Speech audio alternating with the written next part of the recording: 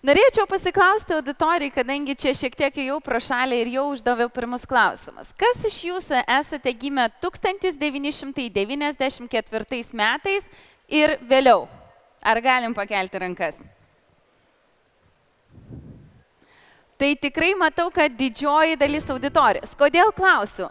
Nes dabar ant scenos užlips žmogus iš kompanijos, kuri buvo įkurta dar 94-ais. Tai skaitykit jūsų bendramžiai. And here I switch to English. I just have asked the audience, how big is the audience who were born in 1994? And there is a majority. I've just yesterday saw that Amazon was established in 1994. So I welcome Amazon in our region. The first time the company has brought there. It's kind of new. Let's see what they are hunting in our region for young potentials or for young coders or for young business people. And I invite Christian Zahorsky-Filipe, who will share with us how to start the business, develop your own digital company. Welcome. Thank you. So sorry I speak English. I speak 4 languages, but none of them that actually would work here. So yeah. So my name is Christian Zahorsky-Filipe. I'm the head of sales for EMEA, for public sector for Amazon Web Services. So today I'll take you through, I'm going to take you through a few examples of inside Amazon, of what we do, how we do things, and also I'll take you a few examples of startups that have been successful on Amazon. And also at the end, what I'll do is also give you a bit of an idea of how Amazon works. Amazon, to me, is one of the biggest startups I've ever worked for. I'll give you a few ideas about how our culture works, and also I'll take questions at the end. So you're probably wondering why Amazon might be here, or why I'm talking about cloud computing and startups on Amazon. So you know us probably from the retailer space, so yeah, the .com, .co.uk. The question is, how did we get into cloud computing?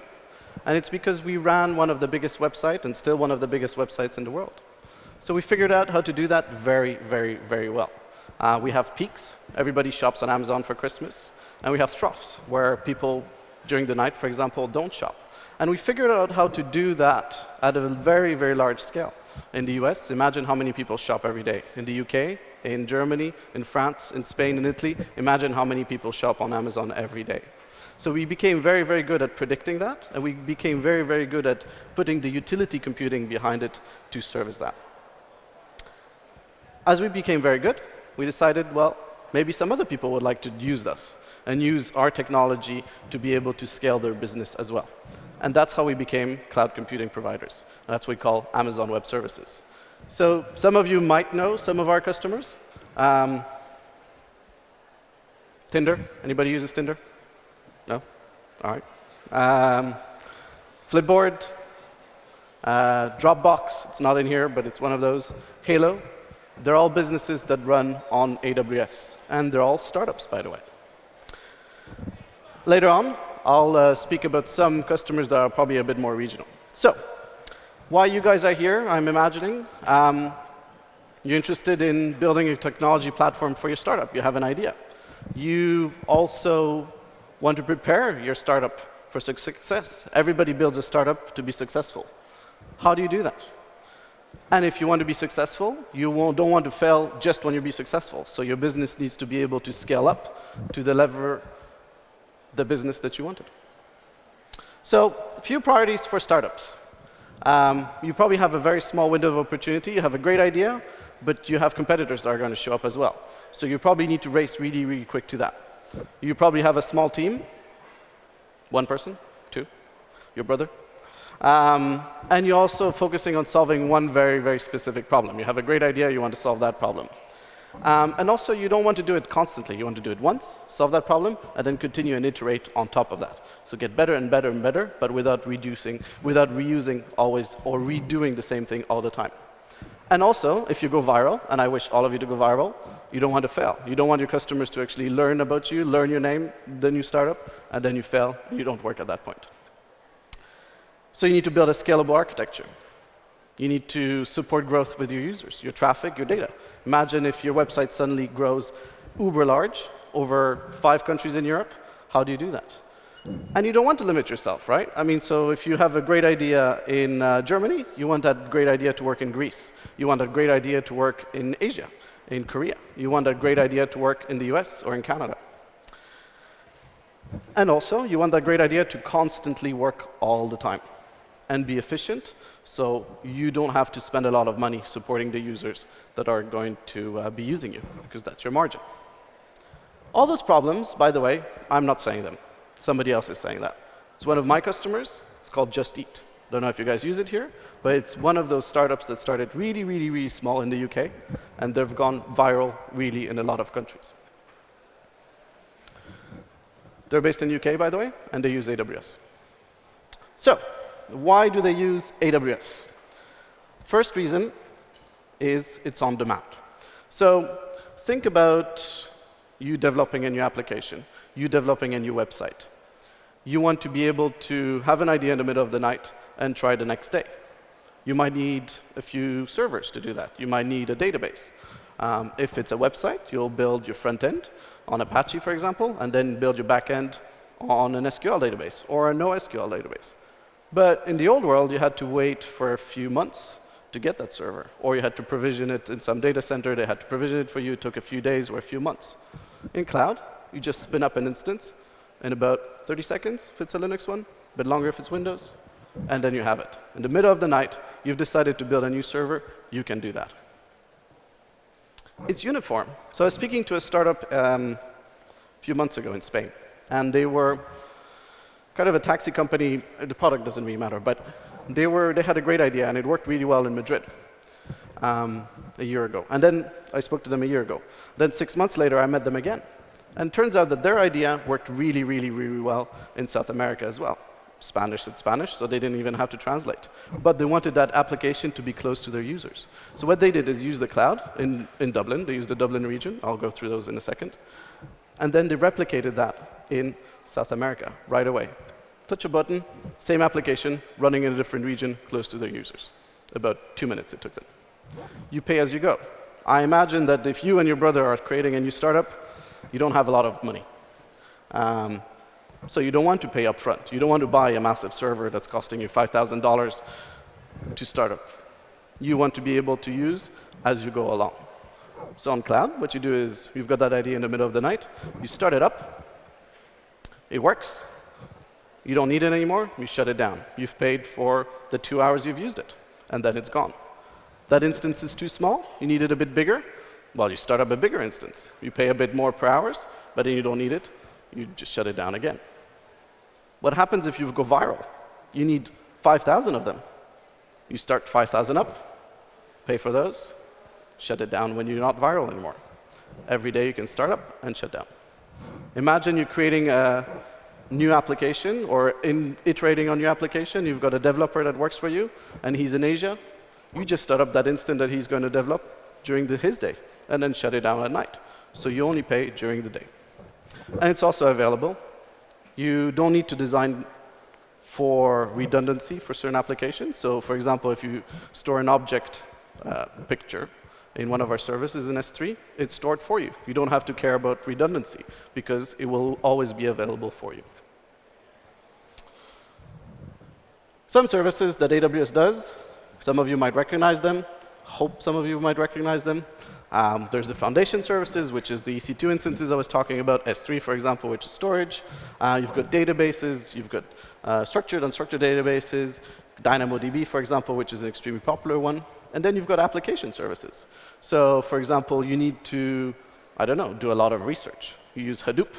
You can use some of our Hadoop services, which is called EMR, which is distributed computing. And basically, well, if you've got a calculation to do, you present that calculation to EMR, start it up, and then when it's done, you shut down. And you can do that with a credit card at a click of a button. Developing, you go up the tier, you go up the stack. You can create OpsWorks templates, for example, and launch them around the world. And then finally, you want a virtual desktop. You want your users to have a virtual desktop. You're now a startup that has, I don't know, 10 users, 15 users. Allow them to bring their own PC, but you still show them a workspace that you control with the data in it. So how does it work from an AWS point of view and infrastructure? we've got what we call regions. Regions are a conglomerate of virtual data centers. Think about it like that. They're marked in that picture, they're marked in orange. In Europe, we've got Dublin, and we've got Frankfurt. But think about as a region as a unity that is always the same in all other regions. So if you launch something in the Dublin region, it will look the exact same way in Australia. So an application that runs in Dublin will run in Australia the exact same way. Push a button, it will transfer the data. But sometimes, for regulatory reasons, you need to make sure that the data doesn't move. So a region is very good for that too, because you have a region, the data will always stay in that region. It will never move outside of that region. So if you want the data of your customers to stay in Europe, you can put it in Frankfurt, you can put it in Dublin, and unless you tell the data to move, it will never move. We've got what we call edge location. Those edge location, I'll give you an example. So I was using that example in the previous session. There's a university in the UK that has a lot of students from China, from Asia as well, in general. And they put their courses online. But their courses they used to store them in the UK. Then they moved some of that storage to one of our regions, so the Dublin region. But a lot of that content was used in China. So what they did is they moved that content to one of the edge locations, and that content was available to the Chinese students in microseconds. That's what edge regions are for. Another reason edge regions are for example, think about video streaming. You can stream the video closer to your users and use less latency. So within those regions, we've got what we call AZs, availability zones. And those availability zones allow you to build redundancy within your application. So for example, you want to build a database that supports your web frontend, and you want that database to be redundant. Well, what you do is you make sure you split that database about 2 AZs, availability zones, and then you will always have redundancy. And that's built inside AWS without you doing anything. So, a few examples. I said I was going to use a few examples. Slack is one example. Let me see. So that company started up doing one application, and it didn't work. It was a disaster. It didn't work very, very well. What happened is they shut down that application, and then started it again. And it was an internal messaging system for the users. And that was extremely successful. If they were using a traditional old world way of doing things, they would have bought a lot of servers that didn't work. And then they would have to sell them and actually buy a lot of them. They would have probably failed. They wouldn't have the capital to actually do that. Instead, they used AWS to start up their first application that failed. Didn't work. Shut it down, and then start again, and that'd be an application that actually works really, really well.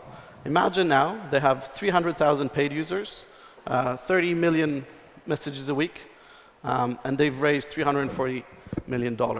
And I think they're a year old. So they're a really, really young startup. Also, I think there's about 30 people in that company. And they started from one, or I think there was 2 of them, and grew to that size really, really quickly. But the important part is not that they were right away successful. The important part is that they started, failed, stopped really quickly, and started back again. And that was possible to do on the cloud. Oh. Sorry. So another example I'm going to use. I'm not the same here and there.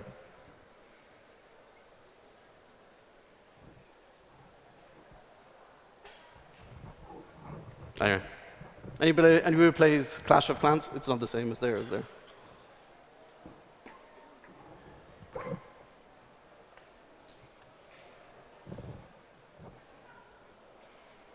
All right, while I fix it. Clash of Clans, Heyday, anybody have used that? Or Boom Beach? Those are all games that you might be playing. The company behind those is called Supercell. They're from very close by here. They built on AWS Cloud those game servers, And what they do is they use real-time telemetry on the application. So when you play one of those games, real-time telemetry goes back to their servers hosted on AWS and allows them to see how users use their game. So right away, they're able to adjust the games as they need. They've got 1.5 billion gross revenue in 2014. And in 2013, sorry, 1,545 billion gross revenue in 2014. And it's up from 519 million in 2013. And that's a startup. That is a brand new startup. Thank you. They use EC2 to support, so our compute services to support their users. They also use service like Kinesis that actually analyzes all that data on the go as they receive it. Another example is called Oscar. And that's really interesting because it's one idea I'll leave you guys with when you create a startup. A startup doesn't need to be about new technology. It doesn't need to be the new Tinder. It doesn't need to be the new Halo. Doesn't need to revolutionize the sector. Sometimes taking on old sector industries is the revolution. And Oscar did just that. What they went is they decided to go and challenge the health industry, which is extremely regulated with old players, old school. And they decided to do that 2 years ago. And now they're 10% of the market leaders in the New York metro area. They're compliant with highly regulated workloads. So HIPAA compliance, just so you guys know, HIPAA is how you treat data in North America, patient data in North America. And they raised 327 million in a space of a year. And that is in a highly regulated industry, which is extremely difficult to operate it. But because they were capable of doing it on AWS, they were able to actually grow their industry really, really, really fast. Back? Good? All right. All right. So how they do that in what a lot of companies, what a lot of those startups have done is they've used a program in AWS which we call Activate. So AWS Activate, what it does, it allows startups to use resources to get started. Because at the start, you have very little cash. You want to use everything you can for free or as little as you can. So there's a few benefits in Activate. And I'll encourage you, if you have a startup idea, I'll encourage all of you to actually go on the website, which is AWS Activate, and see what you can do. So you can get promotional credit. All those services I was talking about, you can get promotional credit. You'll get AWS support. AWS support allows you to ask any question, saying, hey, why is that instance doing this? Why is that database doing like that? Why is it one way or why is it the other? And you've got very senior engineers being able to answer your question. You get free training as well. Free online training to actually use those services. Office hours, some of our system architects, one which is here with me, which you can ask any questions, they'll answer your question during office hours. And also you're part of a startup community, so learning from other startups and knowing how other startups did their business. And one thing that is not on the slide, but it's also something that is really important when you're a startup, is being able to use the free tier. Today, you can go on the AWS website, so aws.amazon.com, you create an account, and you're able to launch an instance for free for 1 year. You can launch multiple instances for free for 1 year and start experimenting. If it works for you, then you grow into a big instance. You'll have to pay very little, but you'll have to pay. But at least you started for free. So, benefit. You've got self-starter package, which is the feature which I mentioned. You've got AWS support for 1 month. Then you've got a portfolio package, and then you've got a portfolio plus package. What we do in Amazon is we look at startups. They're our bread and butter. They're where we started as well. So we want to make sure we accelerate those startups. And we look at how some people use our services. And we identify our startups. And if you become one of those startups identified, you will actually get a lot of credit from us. You will get 15,000 promotional credit for 2 years if you're a portfolio, and 15,000 if you're a portfolio plus startup. It's a lot of money on AWS. You can go do a lot of things with 15,000 euros. Dollars, apologies. So, that's kind of what AWS does. I'll talk a bit differently now about something else, about being an Amazonian and how I think being part of a startup makes me feel. So Airbnb, which is, by the way, an AWS customer, so Brian Chesky, the founder of Airbnb, I'm sure you guys have used Airbnb, said that the culture is what creates the foundation for all future innovations. If you break the culture, you break the machine that creates your products. And it might sound daft when you're on your own, when you're a little startup, on your own or with your brother. But there's 5 of you, there's 10 of you, you need to align to something. In Amazon, we've got something which is called leadership principles. And those leadership principles are bread and butter. I've been working for Amazon for 4 years. And since day one, we learned that leadership principles are what guide us.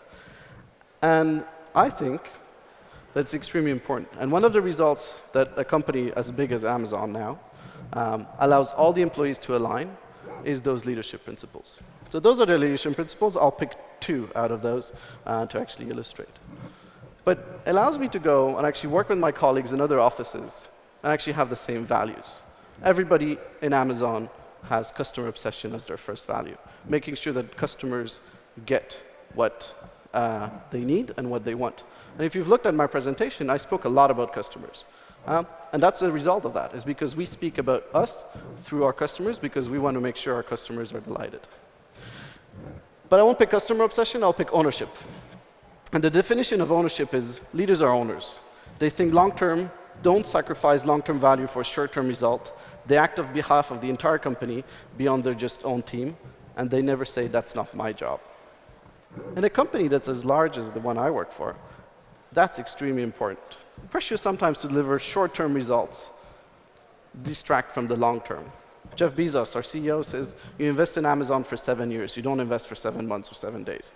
So when we make a decision in Amazon, when we decide in investing in something, we invest for 7 years. And the result is we make investments sometimes that are weird. Some people would have never thought that AWS would have worked. It was a very difficult investment to do. You can imagine how much servers we have, so much storage we have, how much we have invested. Yet now, we're one of the market leaders. So we invested in the long term and not in the short term. And this culture is gone across the entire organization, and sometimes we do have debates. Sometimes we do have a saying, well, are we doing this short term or are we doing this long term? Another one that I picked is think big. And I think if you are starting a startup, if you want to do a startup, that's a really, really important one. Definition, I'll read it out, is thinking small is a self-fulfilling prophecy. Leaders create and communicate a bold direction that inspire results. They think differently and look around corners for ways to serve customers. If you're a startup, you've got a great idea, don't think about it just for tomorrow and in small terms. Think of it as where you want it to be and have that dream be large. It doesn't mean you need to deliver that result right away. You can start very, very small and iterate, iterate, iterate, iterate. But the end result needs to be large and bold. I'm pretty sure that none of the founders of startups that you think about thought small initially. They thought really big, and they just delivered on that.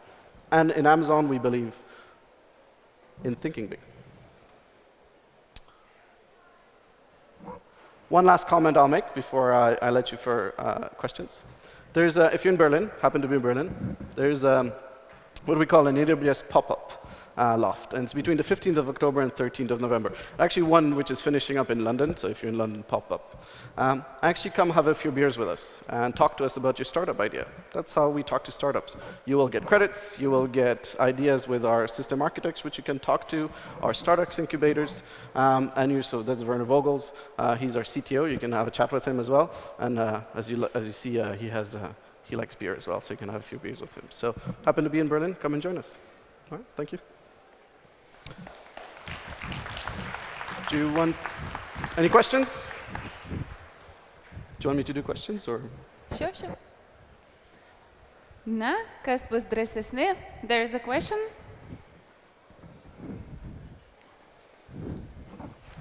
First of all, thank you for your presentation. And my question would be, what is the more important for startup, the market or the idea? Well, I think they go quite hand in hand, actually. I think if you have an idea, it's because you've identified the opportunity, so you've identified the market. So I think when you do your pitch to VCs, when you do pitch to investors, it's really important to identify both.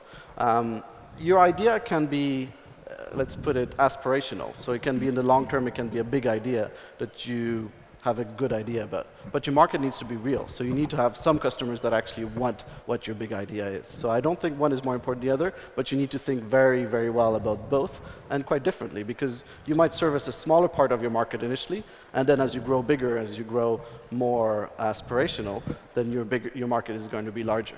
But one thing I'll say is, you know, there's a viable product which you need to launch that quick, because that will get you more ideas on your next iteration, and it will get you more customers to give you feedback on what you've done, and you can iterate from that. Don't try to build something super, super right at the start. Build it small, build it with a minimum viable product, and then iterate on top of that. Thanks to the answer. Any more additional question? Use the opportunity.